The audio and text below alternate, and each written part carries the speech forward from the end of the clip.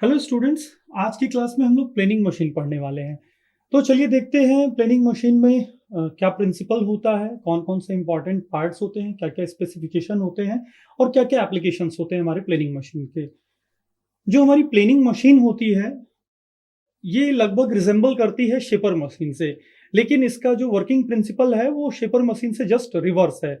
जैसा कि shaper machine में हम लोग पढ़ते थे कि हमारा जो रैम होता है या जो हमारा टूल होता है जो रैम में अटैच होता है, वो कटिंग मोशन हम लोग टूल को प्रोवाइड करते हैं वहां पे, और फीड हम लोग अपने वर्क मटेरियल को देते हैं या वर्क पीस को देते हैं।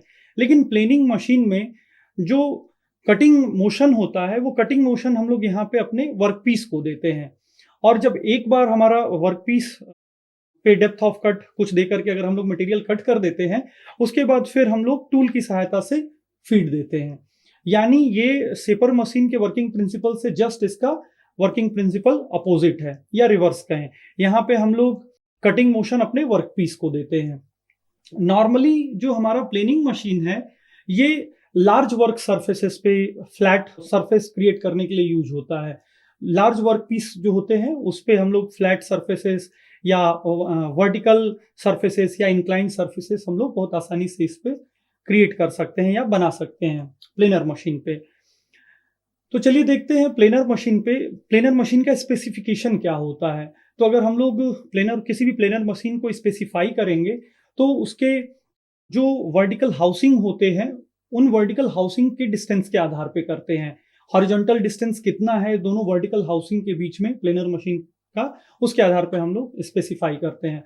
उसके बाद वर्टिकल डिस्टेंस टेबल जो हमारा वर्क पीस जहां पे रखा होता है जिस वर्क टेबल पे उसका, और जो हमारे क्रॉस रेल्स होते हैं जिसमें हमारा टूल अटैच होता है उसके बीच के डिस्टेंस के आधार पे हम लोग स्पेसिफाई करते हैं प्लेनर मशीन को।